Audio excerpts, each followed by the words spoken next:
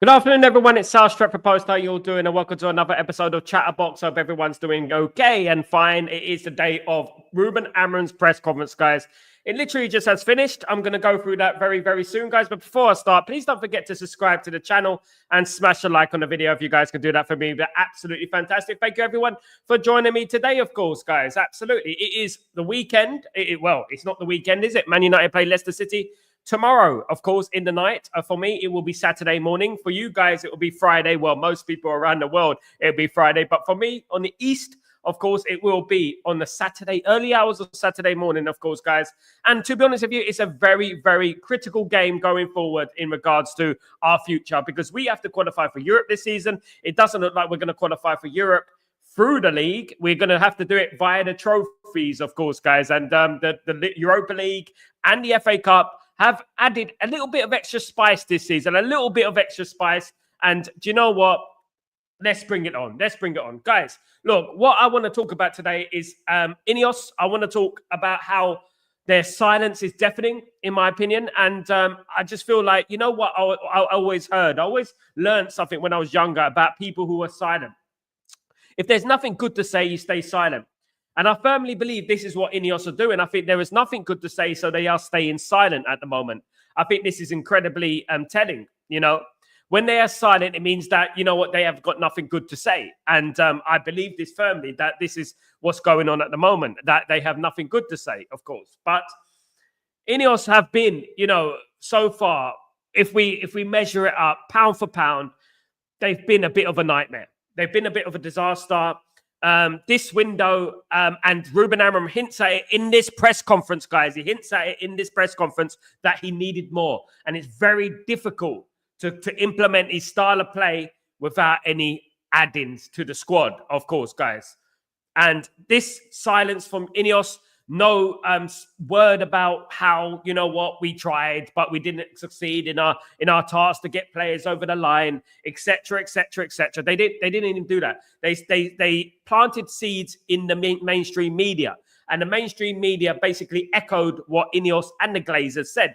And the reason we know this is because the mainstream media, a lot of them are singing from the same hymn sheet. They're speaking the same nonsense, to be honest with you guys. Let's read some of your comments, guys, real quickly. Of course, big up Matata. What's going on, my friend? Hope you're doing well. Really good to see you. So let's get into it then. Let's get into the press conference, guys. I want to know what your feelings are in regards to that. I'm going to be talking away through it, of course, guys, but it's very important that we listen to what Ruben Amorim has to say and let me know what your thoughts are, of course, guys. Absolutely. Let's go for it. Where shortly head coach Ruben Amorim will take his seat behind me and answer questions from the media ahead of the visit of Leicester City in the FA Cup. So let's hear what our head coach has to say.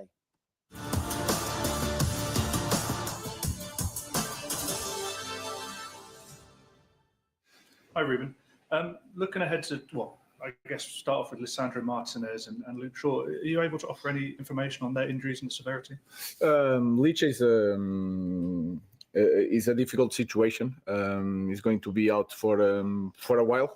We don't know the extension of the injury, but is an injury that is going to take time. Luke, just a little bit, one small issue in the different area from the last injury, so we'll try to be careful with Luke.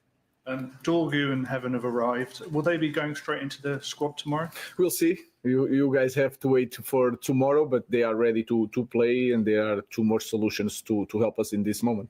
And on Absolutely. Very exciting news about Dorgu and Aiden Heaven could be in the Manchester United squad tomorrow. He did say that he smiled and he said that they could be in the squad tomorrow. That is fantastic, of course, news that, you know what, he's going to bring them in straight away. I don't think we should rest on our laurels. I think we should really just play these players. We've got enough injuries as it is. We need to build up these players as we go, of course, and get them some well-needed experience, of course.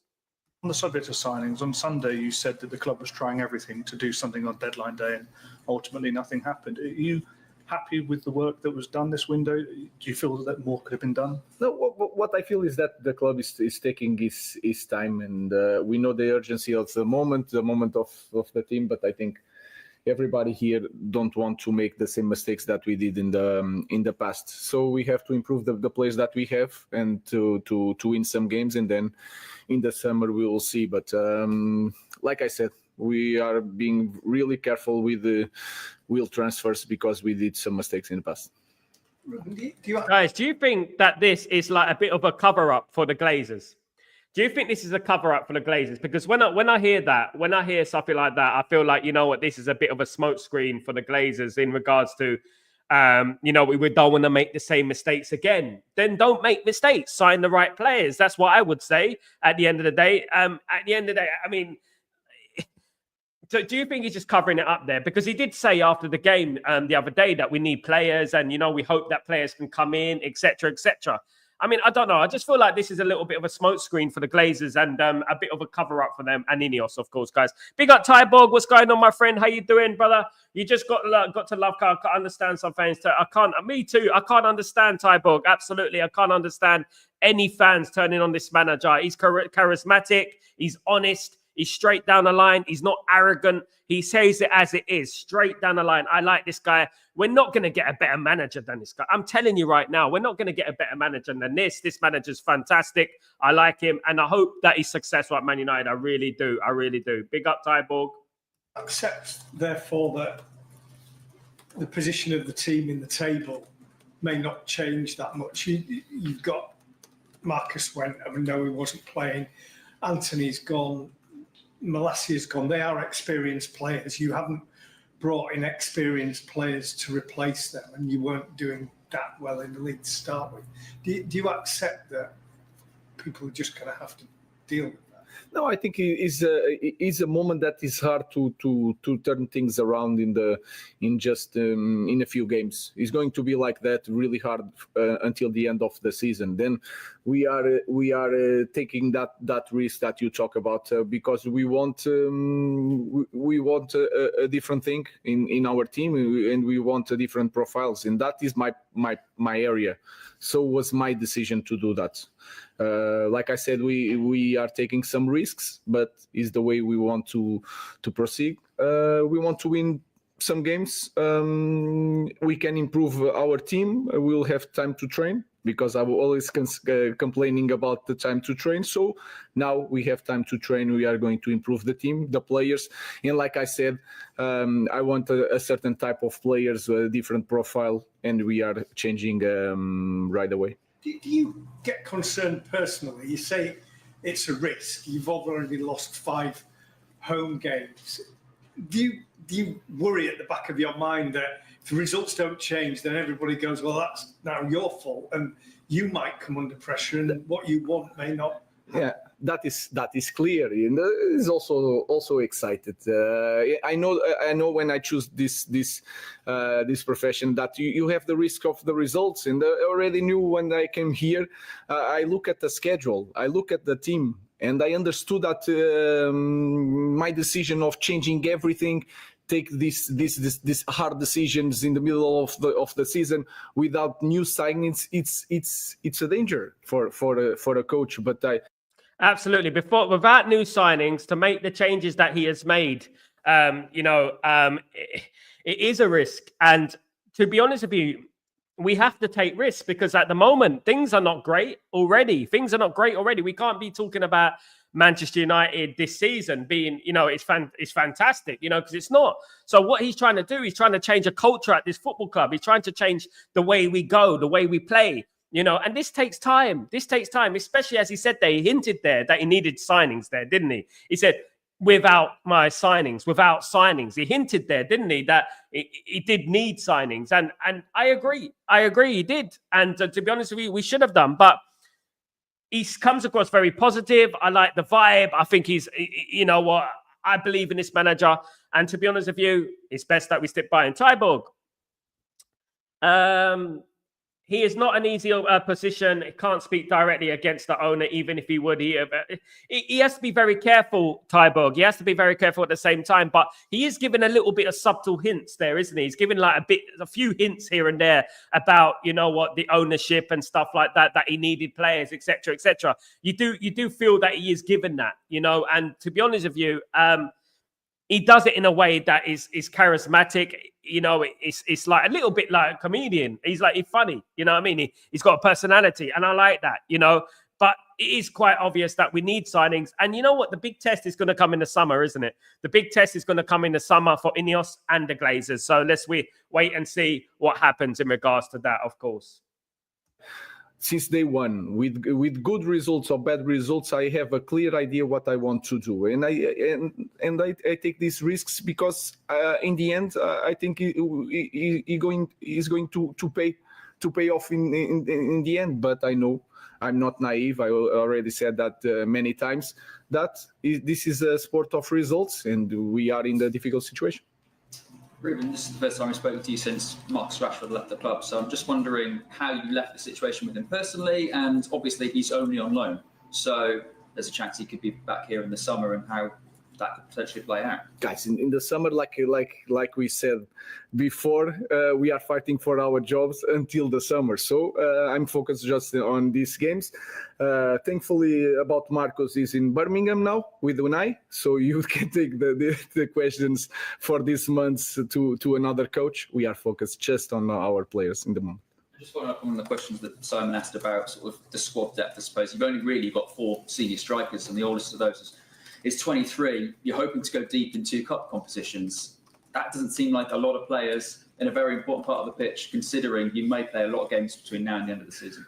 We have to find players and to play in the different positions. We can say in the way we play with Dorgu, we have one more winger to play in both sides. Of course, he's going to take time, so he's not going to solve all the problems. We have to improve. We create chances, we don't score. We have many shots inside the box, and we catch always one player. So these small things, I think we can improve. I think Ahmad can score more. Bruno can score more. Even Kobe Mainu can score more, playing in that position a little bit further on the pitch. So we have to improve as a team. We have a little bit more time. Let's see in the end of the season. That's it for now. So that was Ruben Amram, of course, guys, today in regards to the game, of course, guys. That was, you know what? I like the way Ruben Amram handles the press conference very well, very articulate, of course. He did speak about the team scoring more goals, and I do agree with that. It's not just about the strikers. It's about an all-round thing, isn't it? It's about the attackers, the midfielders, you know, that need to score goals as well. Do you know what I mean? And this is very important, you know, going forward. There are small details. There is problems with small details. And small details are the difference between winning and losing, isn't it? If you think about the history of Manchester United over our successful period, it is all about winning and losing at the end of the day with small margins. And I do believe that we are not quite as far as we could be, but our confidence and our mentality needs to improve tenfold. Absolutely. Big up, Danny B. What's going on, my friend? I hope you're doing well. Really good to see Danny B back in the house. Journalist is absolutely, my friend. I agree. Journalists tried to catch him out there. You know, more questions about Marcus Rashford, of course. He did respond very well in regards to Marcus Rashford is in Birmingham, is at Aston Villa with Unai Emery, of course. So ask Unai Emery the question. Don't ask me, because I'm only concentrating on the team right now. And that is absolutely important. A good point that the journalist did make, however, was the fact that, you know what, we do have very, very limited options up front, including, you know, was it how we got Xerxes and Højlund up front? That's about it. You know, we don't have any more strikers than that. And if we have any injuries, we got a big problem. But yeah, he did respond perfectly. He did say that the midfield and Bruno and Mainu need to score more goals. And I agree with that. They do need to score more goals. You know, back in the day, back in the 90s, I hate to bring it back to the 90s, but in them days, you know what, even Roy Keane would score 10 goals plus a season. And I think that's what we need to do. We need to be working on that even more, of course. LT, what's going on, my friend? I'll be doing well. Big up, Sal. Amara made it clear that those who are intelligent enough to read between about the disappointment of terms of the January window, and I hope that these players can improve with that. Absolutely, LT, you peep the game, isn't it? You peep the game. He did hint subtly there in regards to his disappointment in the transfer window. He did say that, you know, to implement his style of football without any new signings is difficult and it's a risk. And he basically said it there, you know. He hinted a couple of times there that, you know what, we do need new signings and Manchester United do need new signings. And it'd be an absolutely crazy man to think that we don't. We're like 14th in the league at the moment, you know, and we need to move up that league. Manchester United do need other signings, of course, absolutely. Tybo, there must be at least one question about Rashford on every single press conference. I'm sick of it. Me too, Tybo. Leave the guy alone. At the end of the day, Rashford has done what he's done. He's playing for another club now. Let him wish him the best of luck at that club, and we move on. We've got our own problems to think about without having Marcus Rashford in there. I mean, it's crazy. I don't know why they don't scrutinize Rashford. I mean, his performances over the last 18 months, maybe that's why he's been moved on. If he was another player, if he was from Brazil or, Germany or something like that, they wouldn't even think about it. They wouldn't be talking about it. But you know what? As soon as it's Marcus Rashford, born and mank and bred, they want to talk about it every single press conference, of course, guys. Now, when I think about INEOS, and INEOS have been very silent, and I wrote the title on this stream because I do believe that INEOS have been very, very quiet over the last few weeks, and months as well. Ever since they came in, to be honest, they had a couple of interviews at the beginning, loads of broken promises, etc., etc. But now they're starting to speak silent, and they're giving us the silent treatment, not coming out and talking. Barada, Wilcox, Vivell, Jim Ratcliffe, they're not coming out. They're not talking, I mean, so far this season, right now, since the start of the season to this day, 4th, it's been chaos. It's been nothing but bad news. And they've not been speaking to us. They've not been giving us any clarity. That, for me, is telling. And that, for me, is bad news. When an ownership doesn't come out and start talking about the problems and we're going to fix these problems. We're going to sign some new players. We're going to get some players in. We're going to concentrate on being successful as a Manchester United team. They've gone silent all of a sudden.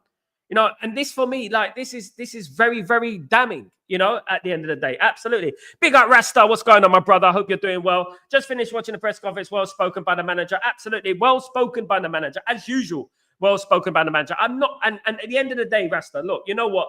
I'm not going to turn against this manager. I'm not, because we've been there, haven't we? We've been down this road before. We've been down these lanes before in regards to the managers, at the end of the day. And, we had this with Erik ten Hag. Now, it's about time we started blaming something else, isn't it?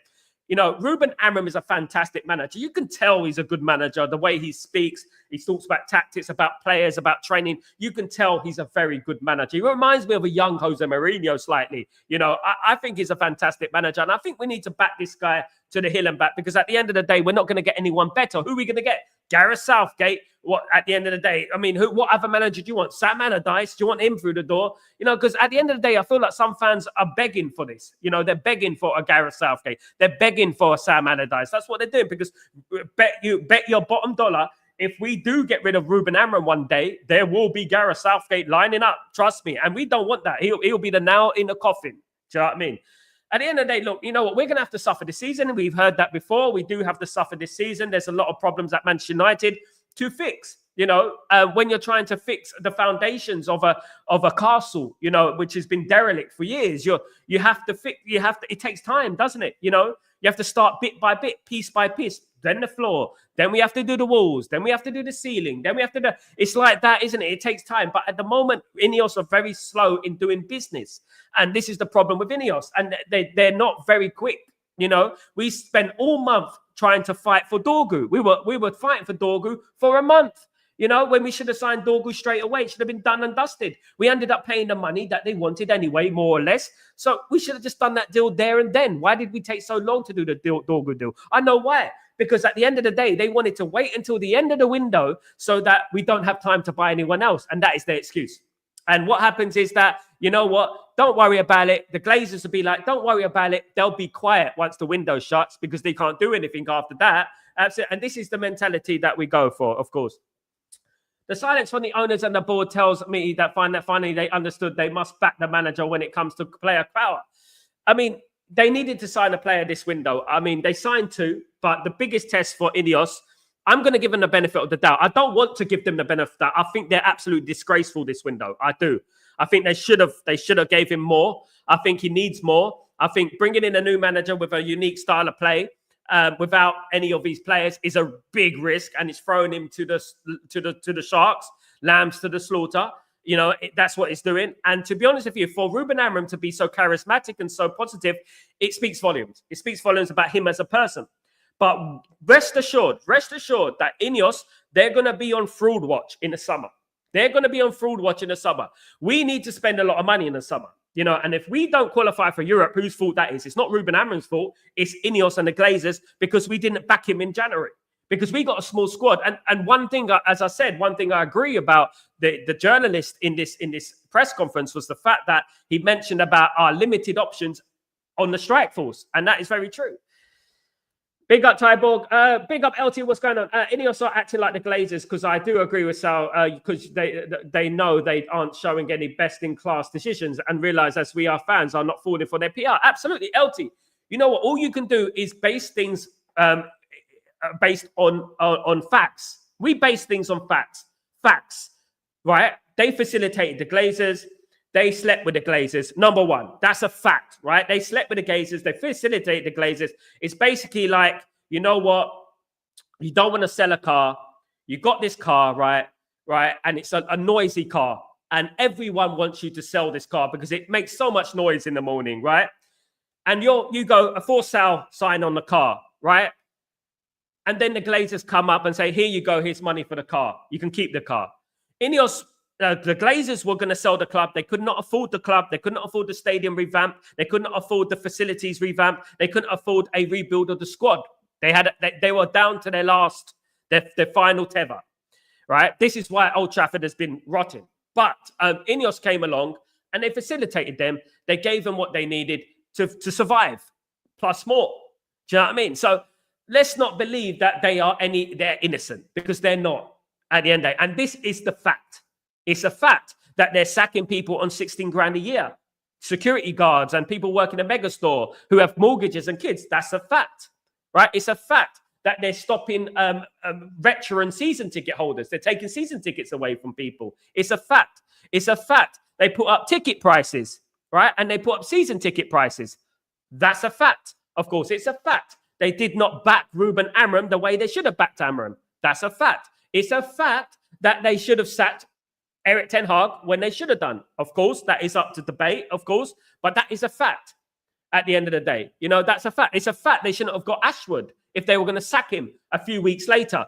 That's a fact. I mean, there's lots of bad things. There's lots of facts about that are going against INEOS at the moment. Well, if I was going to sing INEOS's praises, it would be more to do with the summer transfer window, which I feel wasn't as bad as people thought. You know, and at the end of the day, it wasn't as bad. We did need a left back, but I gave him the benefit of the doubt.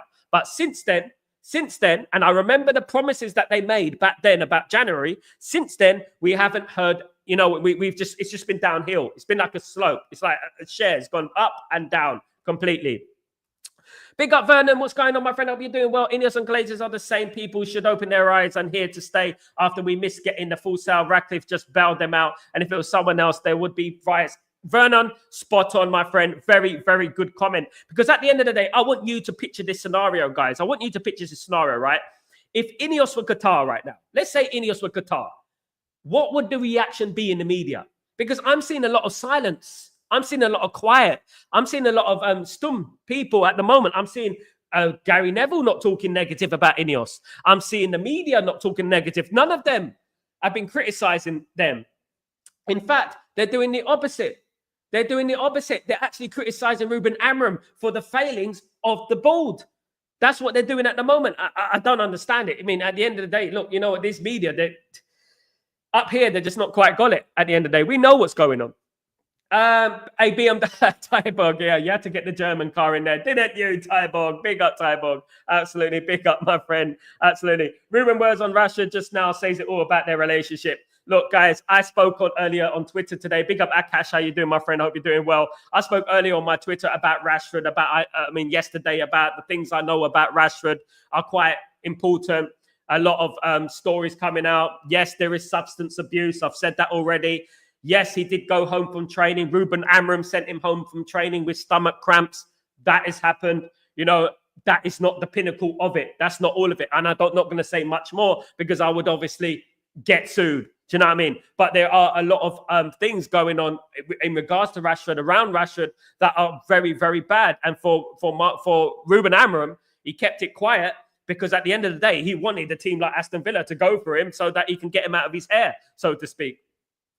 Big up, Jim. What's going on, my friend? Hope you're doing well. Late Night Vibe, Sal. How are you? I'm very well. Thank you, brother. I hope you're doing well. I would like to pay respect to our legends of the Bayern Munich plane crash who died. We will never forget Tommy Taylor, Duncan Edwards. Big up, RIP, the Busby Babes. Of course, I've done a tribute this morning on my show, Breaking Dawn. Please don't forget to check it out, the tribute that I made about Manchester United. And you know what? This is what Manchester United are. This is what epitomizes Manchester United.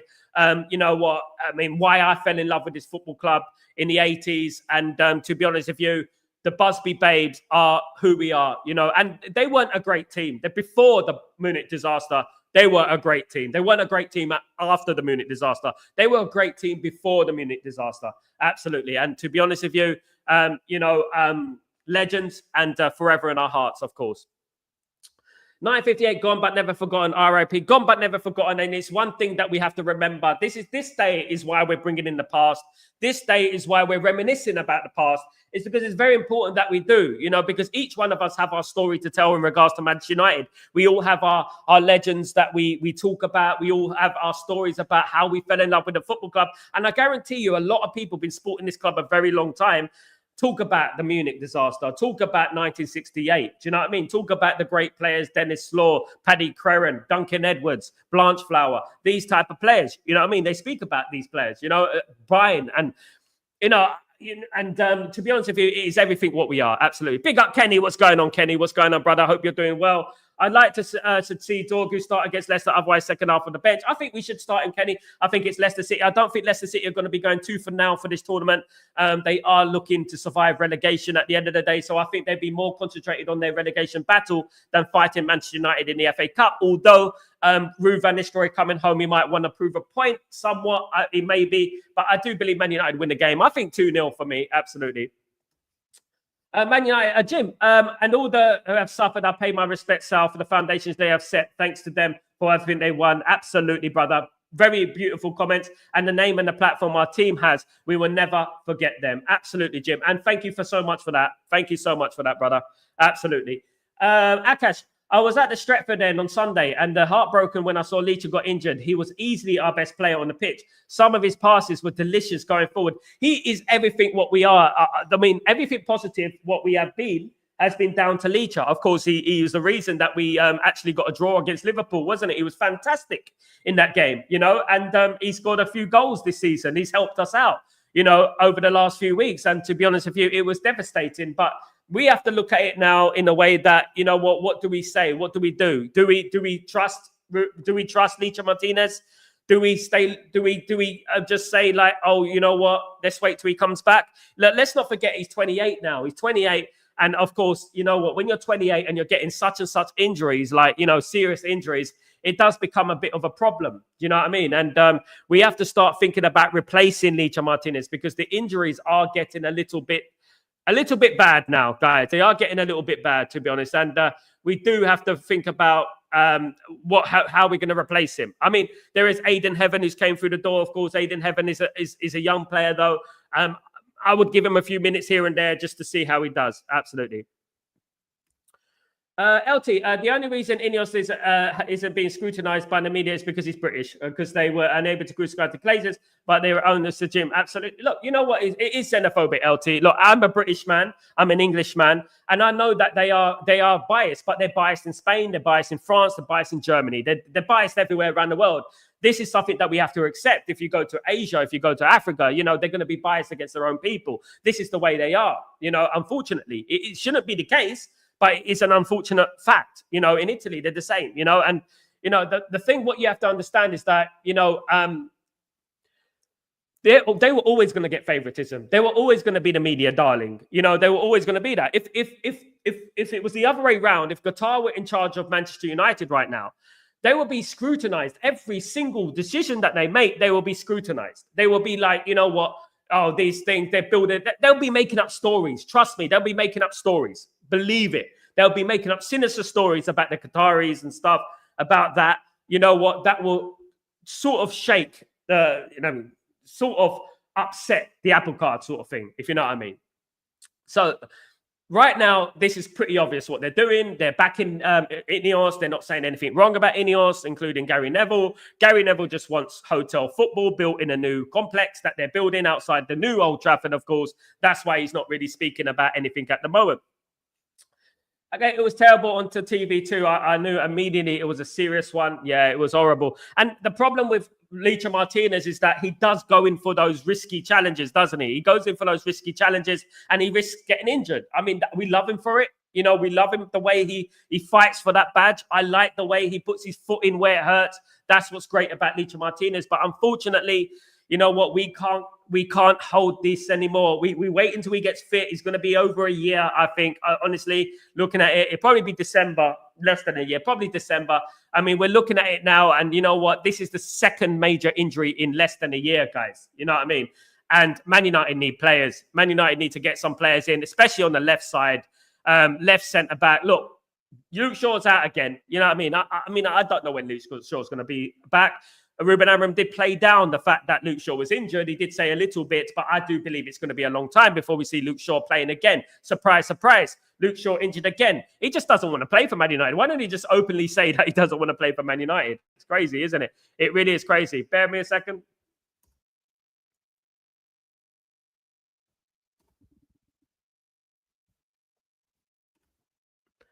Kenny. Can't rely on Relicha anymore, unfortunately. Inaxio Bastoni will be a better player. Good choices, Kenny. Absolutely, brother. Good choices. I agree. Bastoni, Ignacio. I'm a big fan of Ignacio. Of course, Ignacio used to play under Ruben Amorim as well. So I would love Ignacio at the football club. I really would. I really would, guys. And to be honest with you, if Ignacio comes, I'll be delighted. If Bastoni comes, I'll be delighted. You need that. You need that. You know, because at the end of the day, look, he's becoming injury prone now. He's 28. He's not going to be the same player. The more he gets injured, the more the problems are going to be, of course, you know, going forward. Absolutely. Jim, thanks for your kind words, Sal. Big respect to you, Jim, too. Big respect. And big respect to Rasta as well. I wish we could tear up his contract. In regards to Shaw, yeah, Luke Shaw, I mean, at the end of the day, he's got 2.5 years on his contract. Unfortunately, if we wanted to get rid of Luke Shaw, we're going to have to pay his wages off, which is going to cost millions, of course. He's on 200 grand a week. I do believe there's something sinister going on with Luke Shaw. I'm sorry, but I mean, I can't help but think that way. I can't help but think that something a little bit more sinister is going on in regards to him, you know? I don't like the way he's injured every single time he's about to get fit. I don't agree with that. Every time he's about to get fit, he gets injured. And that's, for me, is a bit sus, in my opinion, you know, and I hope I'm wrong, but it just comes across that way at the end of the day. Tybo, this is why I still admire Vidic. He was brave boy, and still, I mean, he's a last of a dying breed, isn't it, Tybo? Nemanja Vidic, Rio Ferdinand, you know, Steve Bruce.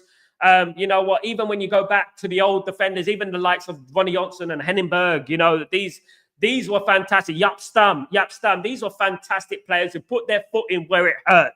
You know, and you know what? Nowadays we don't see that. We got passive players like who just play the ball, a bit nice players. You know, the problem with the thing with Licha, he did remind me of an old school sort of defender. But the problem with Licha, his tenacity and his aggression doesn't match his physique, if you know what I mean. So he ends up getting injured. So every time he's trying to tackle, because of his height, etc., he ends up getting injured and he ends up twisting his knee and things like that, stretching for the ball when he shouldn't be stretching for that ball, you know?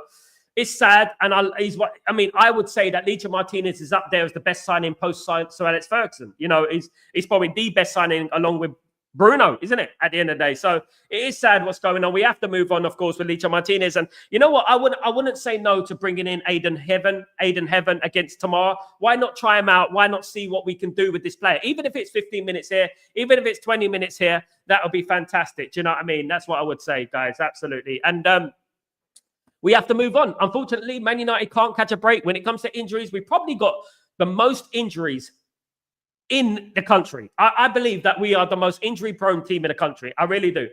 Now, it's about time we started looking at our physios and our medical team, because this is one thing that hasn't been changed at the moment. The medical team has not been changed, and we still keep picking up these injuries here and there. I mean, and you're not talking about little injuries here. We're talking about serious injuries, guys. This is the problem, of course. LT, It seems our only hope for a decent summer window is being a Europe, which means winning the FA Cup or Europa. And at the moment, it seems unlikely, but hopefully more training can help that. I mean, you never know, LT. In the FA Cup, in the Europa League, cup competitions, you never know. Eric Ten Hag won the FA Cup, beating Man City and Liverpool. It can happen. Do you know what I mean? But one thing I would say is that we have to win one of them. In particular, the Europa League. I think that we can win the Europa League. I think Man United can. But we're going to have to play to the best of our ability. The ability when we play Arsenal, the ability when we play Liverpool, the ability when we play, Manchester City away. That ability. We need to show that because we've shown that. We've shown what we can do against Liverpool, against Arsenal with 10 men, against Manchester City. We've shown that we can beat these teams. We've shown that we can go toe-to-toe with apparently the best team in Europe at the moment, Liverpool, at Anfield. We went toe-to-toe with them and should have won the game. We need to show that. If we can show that consistently, then I believe Man United can have a chance in winning trophies. And of course, more training, more coaching, more training sessions. But you know what? You can take a cow to the river. Doesn't mean a cow's going to drink from the river. This is the only problem that I'm having at the moment. Can these players do it in a consistent basis? Can they do it? Can they prove us wrong? Rasta, Jason Park had injuries, but not like Luke Shaw. Jason Park had injuries, but Jason Park was always ready and available more times than not. When you think of the injuries back in the day, I mean, the only one I can really think about is Owen Hargreaves. I can think about Owen Hargreaves. Ryan Giggs had hamstring problems sometimes, but we never had the injuries of the extent what injuries now. We're talking about Luke Shaw's missed five seasons of football, something along those lines. You know what I mean? Crazy. 500 games. Something like that. Do you know what I mean? Unbelievable amount of games since he's been at Manchester United, guys. And it's going up and up and up at the moment. And we can't carry these players anymore. Players used to be stronger before. They used to fight on, even if they're feeling pain. They used to fight on. And I remember speaking to a guy from my local club, Leyton Orient, and there was this player. He played 50 games during the season, and their pitches are bobbly. And this guy had problems with his knees, and he was playing in pain all season long. He was playing in pain, right? Sean Batty's name is. If you look at my Twitter, I'll show you. And he had pain all through his career, and basically he used to play through the pain barrier. But unfortunately, the manager told me at the time, he said that some players they can play on with an injury, but some players they get a little nick and then they are out for months. And that is very true because Jose Mourinho did say this. Jose Mourinho spoke about this. He spoke about some players have a little knock and then they're out for weeks and months, but some players play through the pain. That's what we used to do, play through the pain barrier. I remember even Steven Gerrard. I'd not like to mention Steven Gerrard, but Steven Gerrard used to get the injections in his ankles and stuff like that, didn't he? Do you remember that? Goodness me. Akash, we need to start looking for players' lifestyles and diet choices. Akash, you know what? I mean, when Sir Alex Ferguson came into Manchester United all those years ago, he did change the habits of players. Players used to drink. Players used to eat chips and fries. He used to stop all that, didn't he? And he stopped that, and the culture of the football club changed. Arsene Wenger famously did it as well. When he came into Arsenal, there was a drinking culture at Arsenal. There was, the dietary problems at Arsenal. They used to have their desserts. They used to have their chips, etc., etc. Can you believe it? But they did. Even I don't eat chips. Do you know what I mean? And they used to eat that, and we need to look at that. We need to look at their lifestyle, what they're doing at home. Are they eating well? Playing for Manchester United is not just a job. It is a life. It's your life. If you want to succeed, you're going to have to, give it 100% at home, on the pitch, everything. It is absolutely everything. I watched the tribute video earlier, so after I came back home, I was deeply touched by your words, moved me. Bless you, brother. It makes me cry a little bit. Mate, same as me, Jim. Big up yourself, and thank you so much, brother. Thank you very much. And you know what?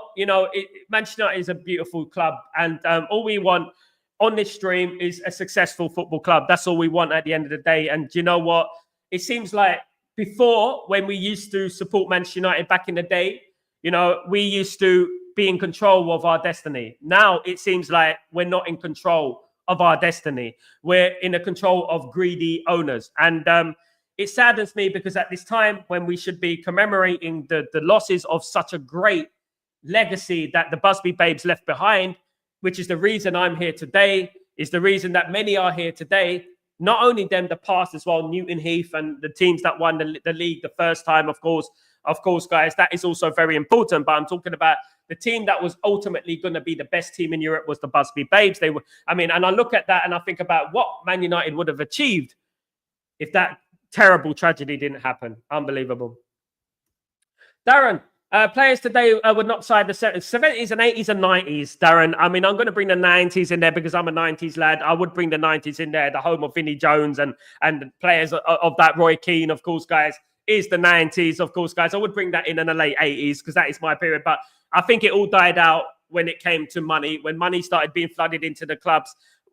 Chelsea, it started with Chelsea, and then, players started to come, and then it started to get more commercial, and then footballers became brands rather than sports athletes and sportsmen and footballers. They started to become brands, and they didn't want to hurt their brand. They didn't want to, didn't want to get injured because I'm getting paid 300 grand a week. So why should I break my leg for the club when I'm getting so much money? I'm rich. I don't need to break my leg. That is what it's all about these days, of course. Berg was one of the most underrated players in our history, alongside Nicky Butt. Both contributed much more than our treble season. Tyborg, let me tell you something, brother. Spot on. And one thing I would say is that Nicky Butt, Ronnie Johnson, Philip Neville, Henning Berg, these players right there, okay? Wes Brown, David May.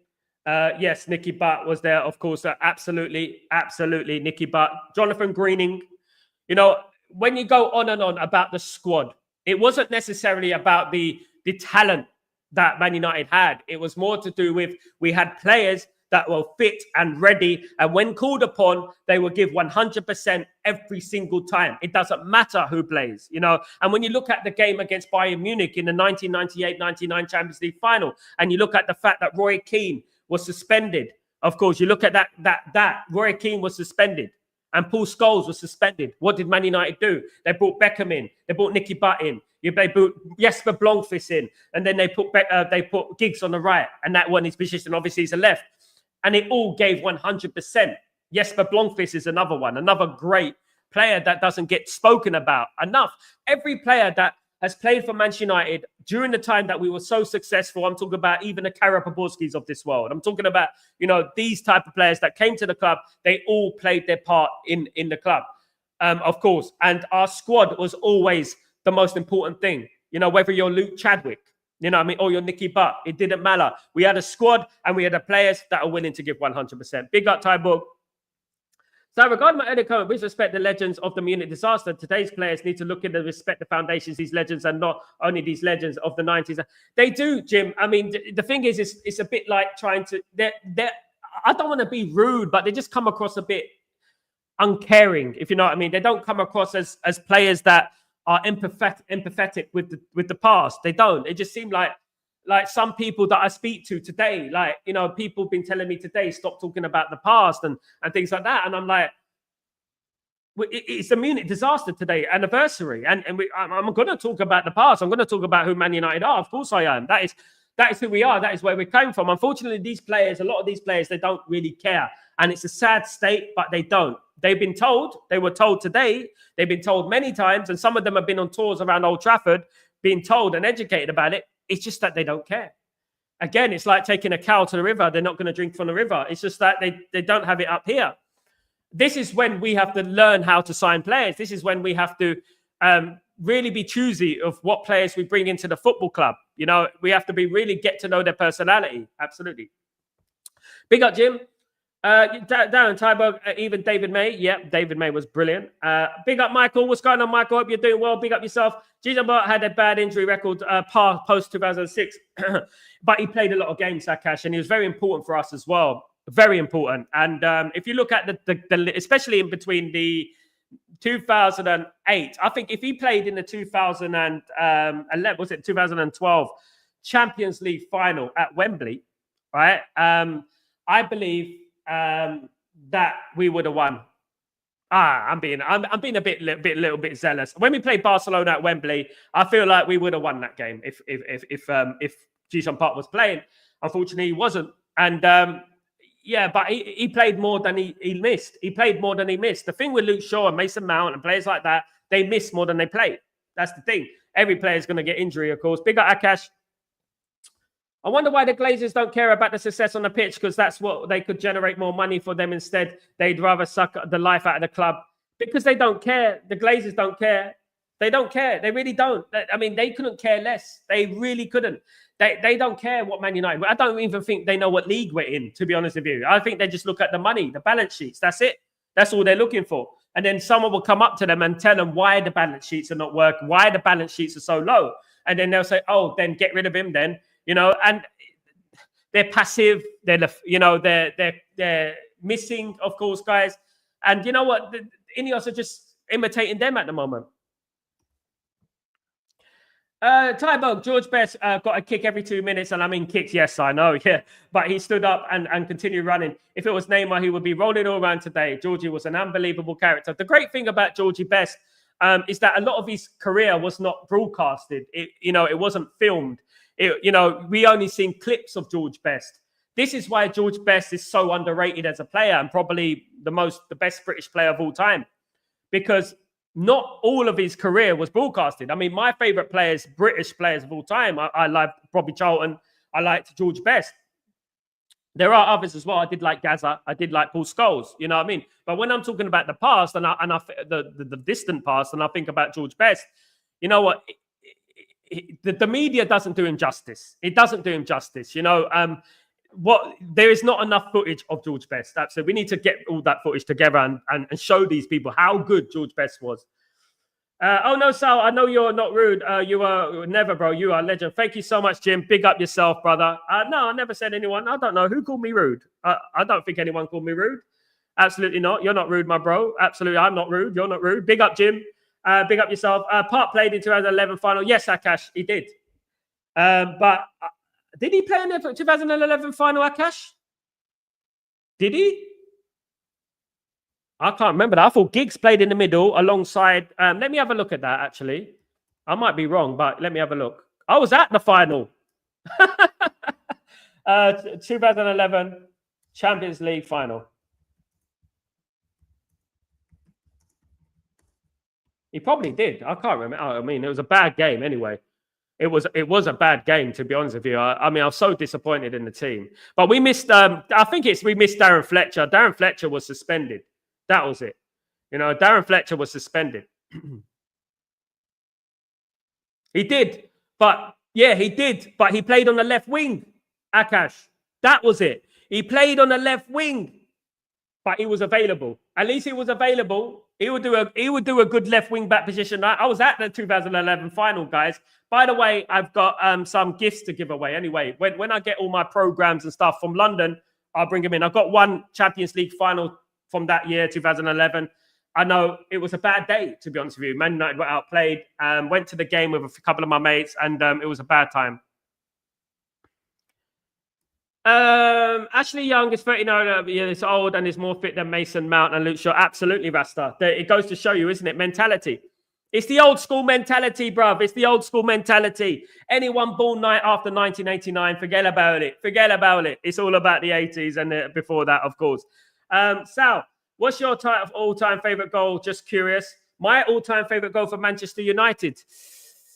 Can I be honest, guys? And it was because it was my when I think about it, and I'm going to be honest with you guys. There's loads. My goodness, there's loads. I love the Cantona one against Sunderland when he chipped it over the goalkeeper. I love the one against Barcelona in a new camp with Dwight York and Andy Cole doing the dummy and stuff. I like Norman Whiteside's goal in the FA Cup final, the curler, of course, guys. I like Paul Scholes against Villa with a volley. I like Paul Scholes, the volley against Bradford, But if I was to pick one goal, all right, that would epitomize that not many people have seen, all right? Not many people have seen. Not many people big this goal up as much as it should be bigged up, guys. As much as it should be bigged up. But this is one goal, right? I'm going to show you the goal. I'm going to show you the goal that I'm talking about. All right. Now, I want you to look at this goal. Okay. I'm going to bring it in if I can find it. Let me see if I can find it first. I'm going to bring this goal in. Well,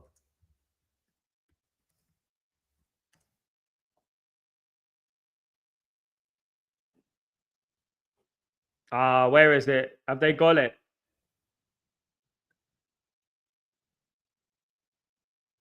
Let me see if I got it, guys.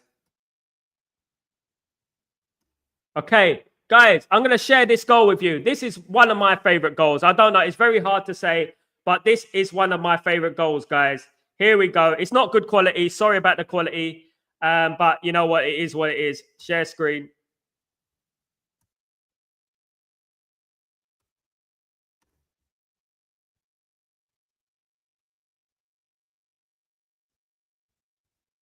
Let's see if I can find it. Where's it gone now? Bloody hell. Where has it gone?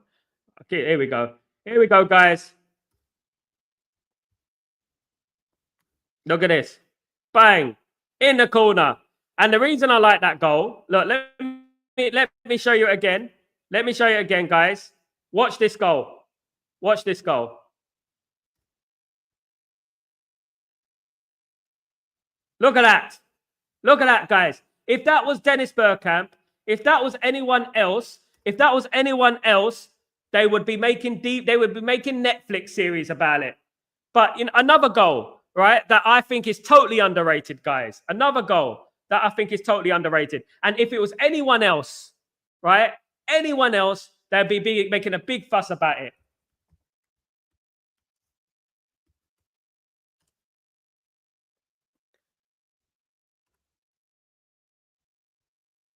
If it was anyone else, let me get this up for you.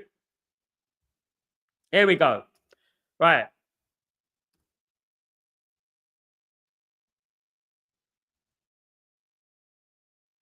I'm going to bring this in now. This is the other one. Another one. I mean, I could get so many goals, guys, up about Man United. What's my favorite goal? But another one is this one. I think this is so underrated. Sorry about the quality. Look at this. Look at this assist, guys. Watch this assist. Boom. Look at that, guys. And then this. Come on, guys. Come on. How can you not say... I mean, come on. Come on. You know what I mean? I can go all day long about great Man United goals, guys. I really could. I really could. I really could. I mean, I got a lot of goals that I love, of course, guys. For me, the Ronaldo made the Arsenal fans walk out the stadium. That goal from distance. Oh, yeah, Rasta. That was a fantastic goal as well. Oh, my goodness me. You know what? You know when it hit the back of the net and you can hear the smack, like smack in the back of the net. I mean, what a time. What? There's so many. There's just so many. I go way back. And I think about Mark Hughes goals. There's many Mark Hughes goals that I used to love. Mark Hughes, of course, guys. When I think about it, and I think about Cantona versus Arsenal when he hit that free kick in the top corner, there was that goal that sticks out in my head, of course, guys. Absolutely. There's been plenty of Cantona ones, guys, by the way. Plenty of Cantona goals. Rooney's volley against the Newcastle, of course, he hit that in frustration, of course. And then there's, I mean, goodness me, there's so many. Tybog, we can make a compilation of it. We should go through what we should do. And I'm going to do this for the membership video, guys. I'm going to go through Manchester United's all-time top 20 goals. Watch out for it. I'm going to do it on a membership video, Tybog. I'm going to do that. The all-time top 20 goals, of course. Big up, GK. Big ups, GK. Bye. How you doing, my friend? Hope you're doing well. Andy Cole. Oh, yeah, Andy Cole. Brilliant. Absolutely, brother. Smash those like people. Thank you so much, my friends. Darren, so many to choose from. Skulls against Villa and Bradford. My goodness me. Skulls against Villa and Bradford. There's been many more Skulls goals as well. That doesn't even get highlighted. Man United scored so many great goals. They don't get highlighted enough. They don't get highlighted enough. My goodness me. You know, just because if we were Arsenal or anything like that, they'd be crying about it. Absolutely creaming themselves out of it. But Jim, great goal selection, Sal. Love Rain Rooney bicycle kick. Oh, yeah, Jim. What a goal. What a goal. You know what?